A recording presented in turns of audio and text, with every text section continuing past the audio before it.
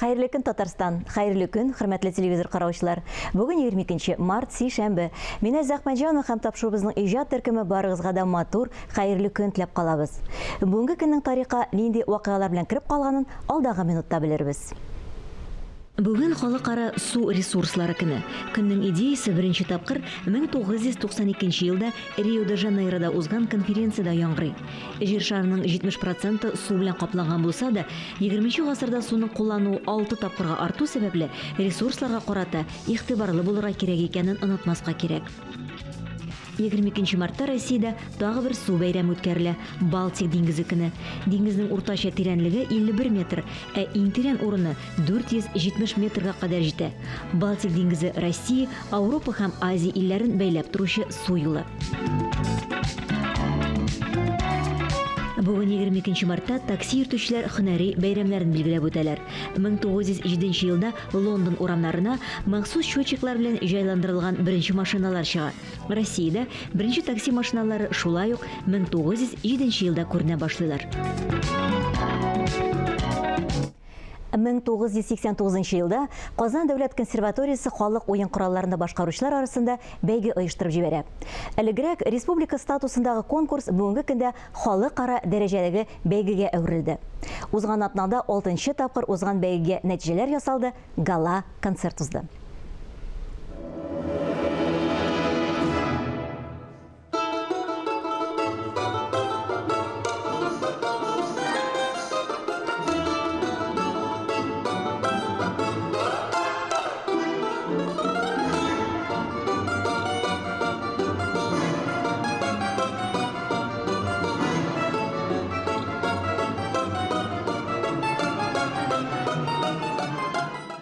Бәйгенең әһәмияте турында баян, аккордеон, домра, балалайка гитара һәм башка уен коралларында уйнаучылар. Шулай ук бәйге номинацияләре турында без студиябызның кунагы, Нәҗип Җиһанов исемендәге Казан дәүләт консерваториясе профессоры, жюри әгъзасы Сәгыйд Хәбибуллин белән әңгәмә кырарбыз.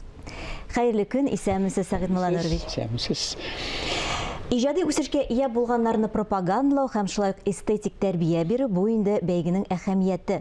Менә миңа калса бүгенге көндә бу аерым бер ниндидер мәгънәгә ия. Сез ничек уйлыйсыз? Бик дөрес әйттегез, бу актуаль нәрсә.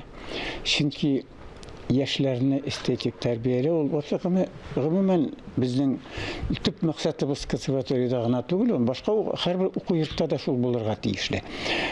Хәзерге менә шушы катлаулы заманда яшьләрне эстетик тәрбияләү ул минемчә мәктәптә дә шулай булырга тиешле. Һәм музыка уку йортында гына түгел, бөтен җирдә. Шуңа күрә менә музыка дөньясына, сәяхәт музыка дөньясы белән таныштыру яшьләрне ул менә безнең шушы бәйгенең төп максаты. Максатлары аның һәм бик күп бу конкурсның эстетик тәрбияләү генә түгел, менә мәсәлән, яшь башкаручыларны барлау. Безнең консерваторияга укырга кирүчеләрне барлау, карау, аларга беренче адымнарын ясаганда ярдәм итү. Аннарсын безнең югары уку йортында укучыларның менә нинди хәлдә алар, менә чагыштырып караганда, безнең бит бу конкурста бөтен дөньядан килделәр дисәң дә була, бөтен Россиядән, анда чит илләрдән дә. Аларда ничек укыталар, без ничек укытабыз, чагыштырып карарга кирәк. Без дөрес юлдан барабызмы?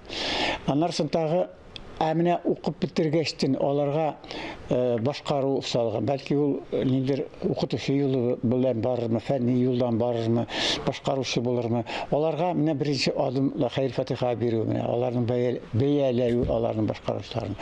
Моның турында бик күп сөйләргә була.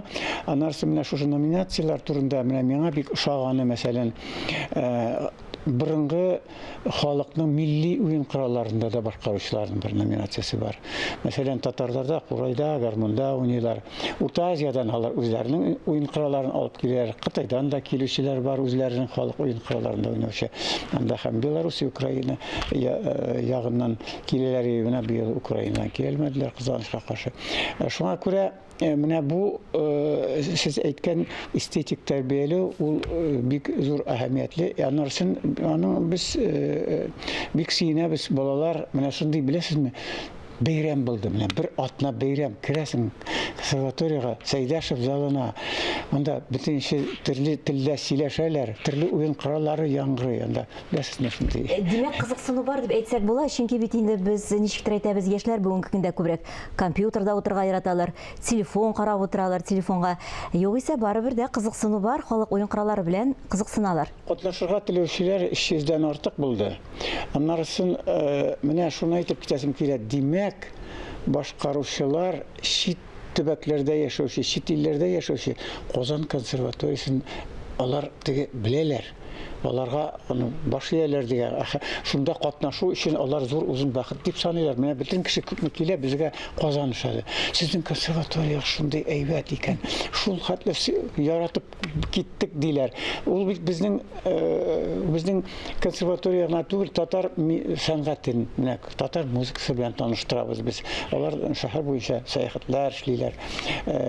Шәһәр белән танышалар. Безнең консерватория. Аннар шул конкурстан җиңүчеләр безнең киләчәк укучыларыбыз була, инде студентлар булалар. Әлбәттә. Сәгыйть әфәнде, менә программага килгәндә, бәйгенең программасын турында сүз алып барам. Анда без төрле композиторларның иҗат җимешләрен күрәбез. Татар композиторлар, рус, чит ил композиторлары. Менә бу программаны кем төзи? Югыйсә укучылар үзләре алып киләләрме, үзләренең уйнаган менә бу әсәрләрен жюри әгъзалары тәкъдим итәләрме һәм елдан-ел ничек үзгәрә бу программа? Ну, ректорның теге карары буенча безнең оештыру комиссиясе була инде, шунда оргкомитет дип әйтәме. Анда жюри да була инде. Без әлбәттә конкурсның таләпләренә кертәбез, ниндидер бер шундый программа, ул булсын халык әсәрләрен, халык җырларын, мәсәлән, композитор әсәрләрен, чит ил композиторларын, үзе безнең теге Россия композиторларының, һәм теге борынгы композиторлар, төрле бер генә юнәлештә башкару булырга тиеш түгел. Башкарушын без карарга тиеш төрле яктан. Аңлыйсызмы? Ул менә борынгы композиторлар, хәзерге заман музыкасын, халык көйләрен ничек башкара. Бунда карарга кирәк бит, әлбәттә. Шуңа күрә аны төзүче менә шул оештыру комитеты эшли инде, әлбәттә. Без анда төрле жюри әгъзалары да була анда. Жюри әгъзаларына без чакырабыз инде, әлбәттә, бөтен Россиядә, бөтен дөньяга киң танылган шәхесләрне. Анда бик күп менә еллар безнең чит илдән килделәр, Израильдән булды, Австриядән, Германиядән, Белоруссиядән, Казахстаннан жюри әгъзалары булып. Хәзерге вакытта инде Россиядә һәм бөтен дөньяда киң танылган музыкантлар, мәсәлән, Фридрих Липс ул баян сәнгате буенча иң хөрмәтләгән шәхес. Аннарсын менә мәсәлән беренче тапкыр быел катнашты Россиянең халык артисты Тукай премиясе лауреаты Анатолий Шутиков. Дирижерлар буенча ул үзенең бәяләрен бирде. Менә бу дирижерлар дигәннән сорамакчы булам сездән. Бәйгенең тагын бер юнәлеше бу халык уен кораллары оркестры дирижерларына бәя бирү, аларны катнаштыру.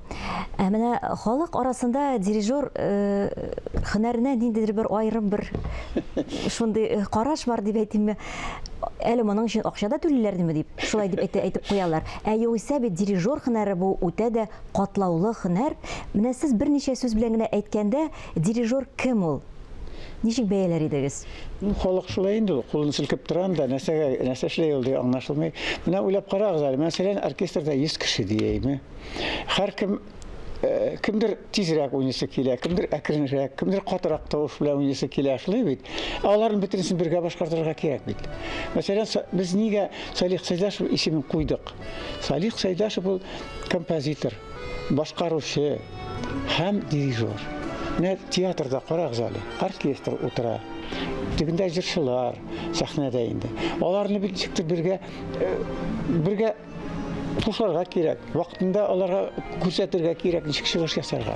Аннарсы ул бөтен уен коралларының төзелешен белергә тиешле, башкаручыларны белергә, репертуарны белергә тиешле. Аның билеме ул иң катлаулы бу һөнәр бу. Ул бөтен уен коралларында уйнарга да белергә тиеш. Ул аның ишетү сәләте, дисеңме.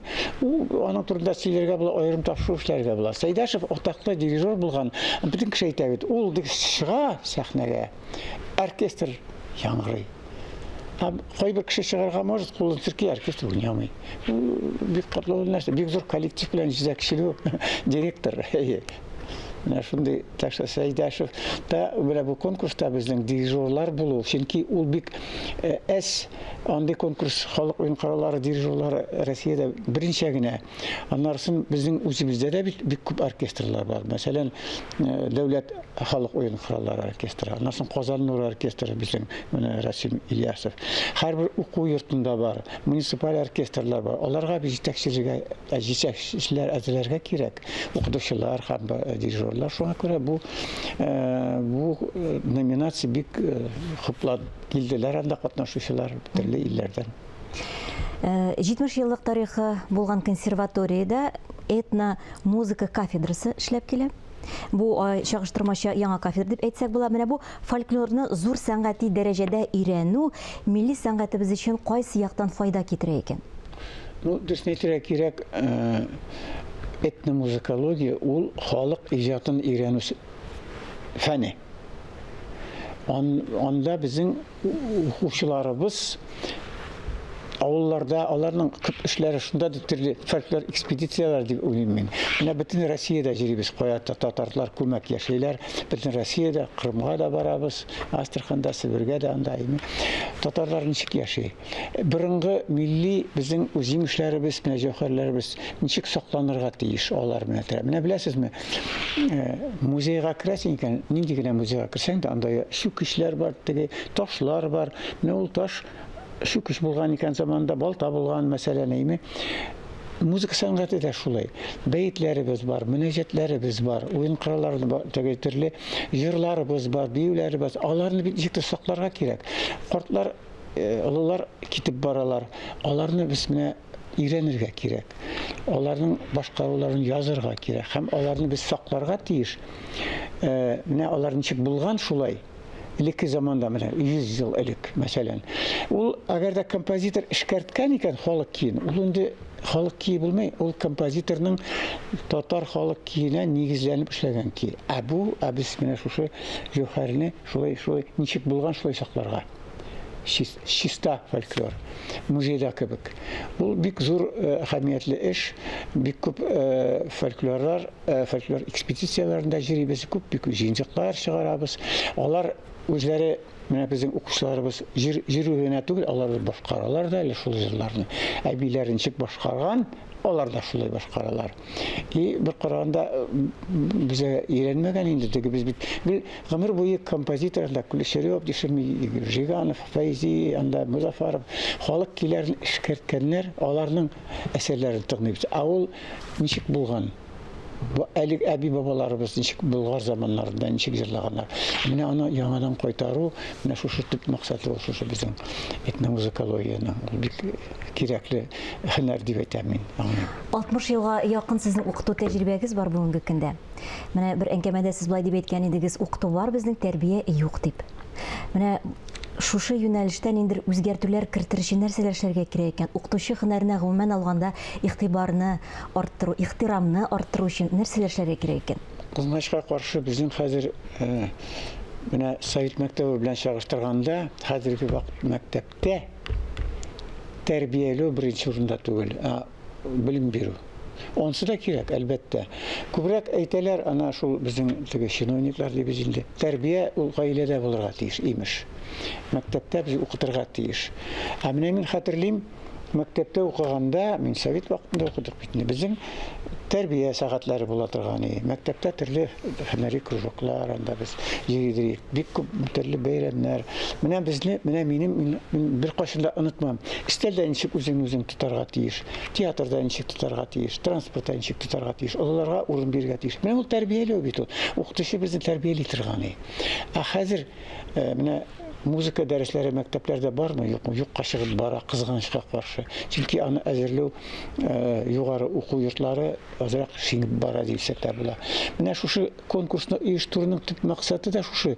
Эстетик тәрбияләү беренче урында. Безнең кичкенә балалардан башлап аспирантларга хәтле менә шушының безнең диапазон дибез башкаручылар, кичкенә балалар, музыка мәктәбендә укучылар. Шул хәтле кызыклы яшь талантларны без барлыйбыз. Шуңа бик сөенечле, әлбәттә. Ну, менә тәрбия менә мин үзем укытучы буларак, мин укучы, алар миңа үзләренең серләрен сөйлиләр, беләсезме? Мин сөенәм, әлбәттә, алар мине үз-үзенә дип әйтәләр. Менә укытучы ул ана, ата-ана кебек булырга тиеш. Менә ул безнең төп юнәлеш булырга тиеш дип уйлыйм мин. Ни дигән уку йорты булмасын. Музыкага да, башка төрле һөнәрдә исеме. И конкурсларны оештырганда, әлбәттә, без моңа бик зур игътибар итәбез. Репертуар булып тоже тәрбияли. Нәрсә ул башкара? Шүпши әсәрме, шүпшитлеге, или классик, Музафаров, Яхин, Сайдашев әсәрләрен, аларның белән танышу үзе бер байлык, минемчә. Сәгыйть әфәнде, килеп көнегезне безнең белән башлаганыгыз өчен бик зур рәхмәт әйтәсебез килә. Лайыклы укучыларыгыз күбрәк булсын. Бик зур рәхмәт сезгә аларны тәрбияләгән өчен. Инде менә шушы матур бәйгеләр дәвамлы булсын иде. Әлбәттә, инде сез дә җәмгыятебезгә лайыклы шәхесләр тәрбияләүдә үзегезнең шулай өлешегезне кертеп торсагыз иде. Бик зур рәхмәт сезгә. Конкурс әлбәттә дәвам итәчәк. Сайдашев исемен без аны бөтен дөньяга таратабыз. Аның иҗатын әлбәттә бу кирәкле нәрсә. Рәхмәт шәхсән. Менә бүгенге тапшыруны без Рамил Курамшин безнең уста баянчы башкаруындагы аның ул язган әсәрдән өзекдерсеңдә әйткәнде тәмамлыйсыбыз килә. Баянда үзе Рамил абый Курамшин. Инде сезнең белән хөрмәтле тамашачылар, сау булашабыз. Һәр көнегезне матур фикерләрдән генә башлагыз. Исән-имин булыгыз.